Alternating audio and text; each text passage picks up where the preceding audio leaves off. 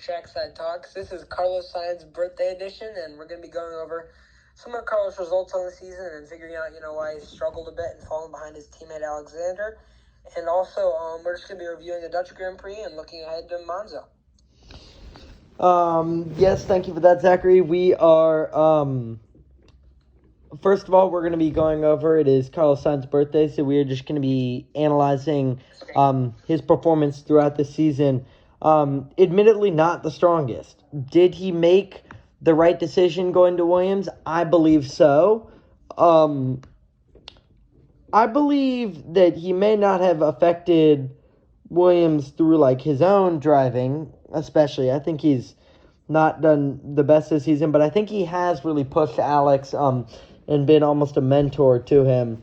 So I think that's really good. I think if we're looking at his performance, he's had 2 DNFs, 1 DNS where he did not start in Austria. His best finish is 8th. So he really just has not had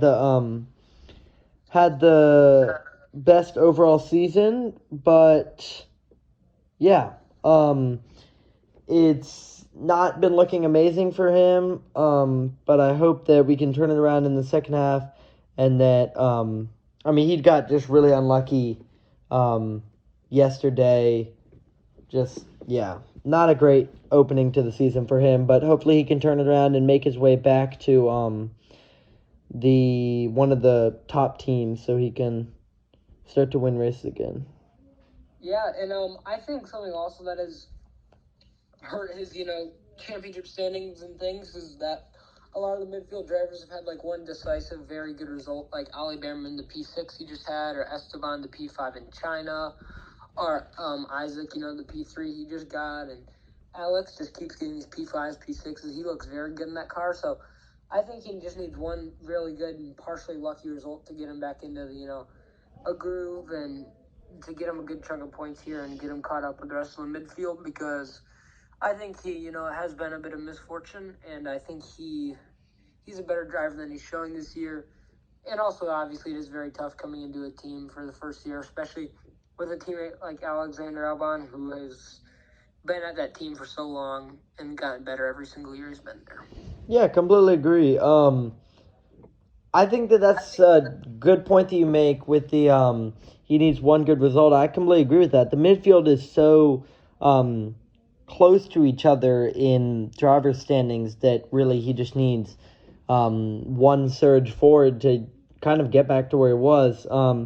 And I do still believe that he can have that. He's shown that he can really put in good laps in qualifying sometimes, and I think that's all he needs in one of the upcoming races. Maybe in Monza, he can continue to feel that Ferrari energy, even though he's no longer there. He's in 17th now.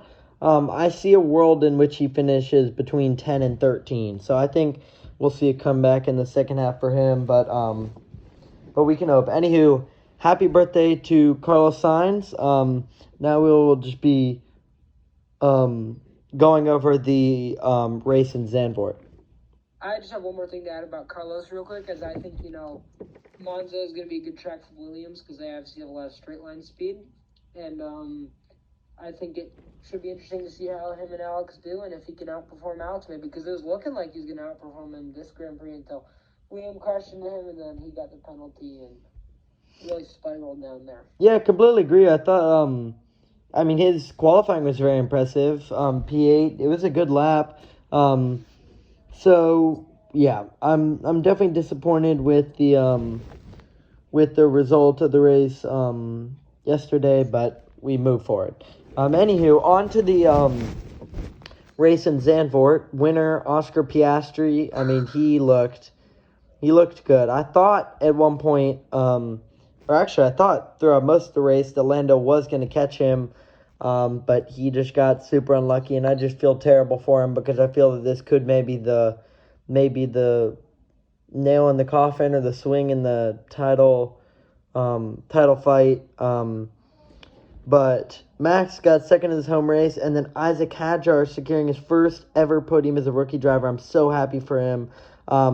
Like I said in one of our previous episodes, I totally see a world in which he wins a world championship at Red Bull. He's just been he's been such a great qualifier and really just, yeah, he's been super impressive. George Russell in fourth, and then Alexander Albon back in fifth. He's just been so impressive throughout this season so far. Good showing for Aston Martin with the 7th and 8th. Yuki Tsunoda with 2 more points, and then Esteban rounding out the points in 10th place. Carlos Sainz got really unlucky. He finished 13th. The Kicksaubers didn't do as well as I thought they would. I predicted them both in the top 10, but they got 14th and 15th. Same with Kimi. He just made a couple mistakes. Lando, I just feel terrible for him. Charles, same with him. Lewis, I just hope, I feel bad for them. But the good news is I think Charles and Lewis will both get a huge boost from Monza and just the energy that goes on there. So I'm really excited for that race. I think, Haas, obviously I have like a focal point on them because they've Esteban on their team, but I mean, I think also like the safety car obviously benefited them because they each hadn't pit stopped yet, so they gambled on the strategy and it really paid off. And they each made up like at least 7 places, Ollie making up 14. And I think that also if the safety car had been 2 seconds earlier or so, Esteban could have gotten like a P5 because he had already pitted, so he lost a little bit more time than the other people who pitted, but still a great drive from both of them. And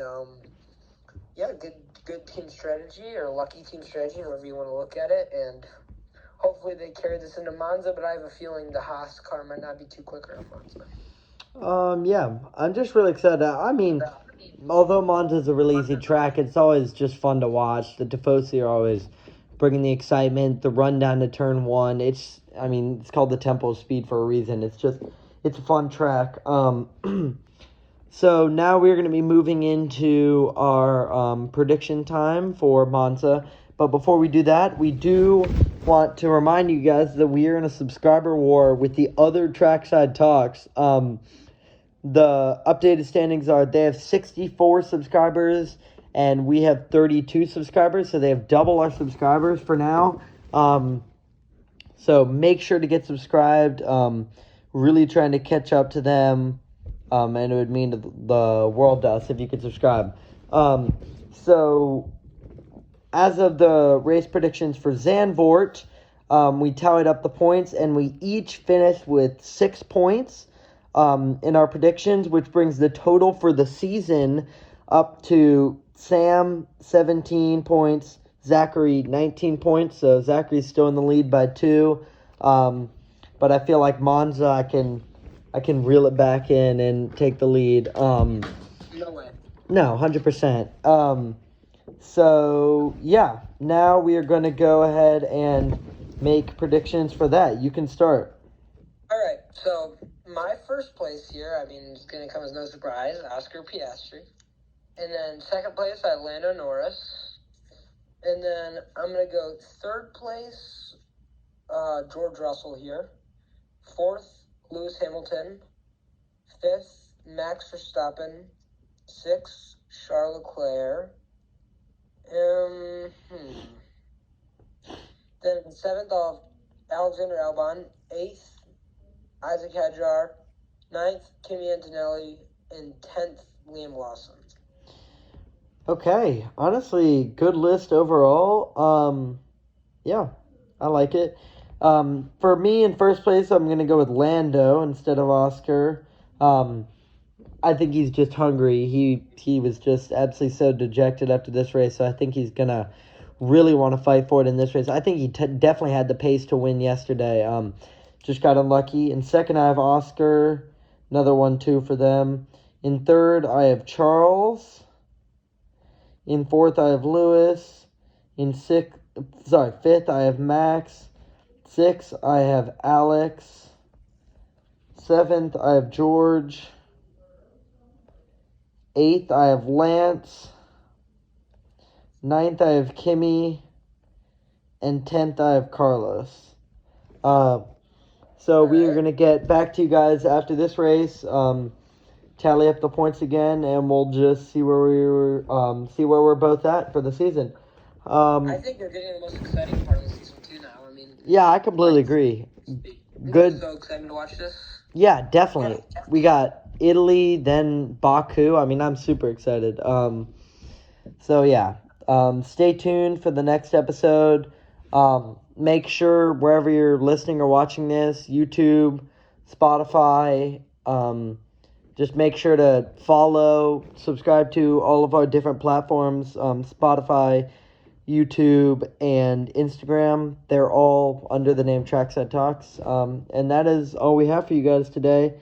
Thank you so much for listening, and we hope to see you next time.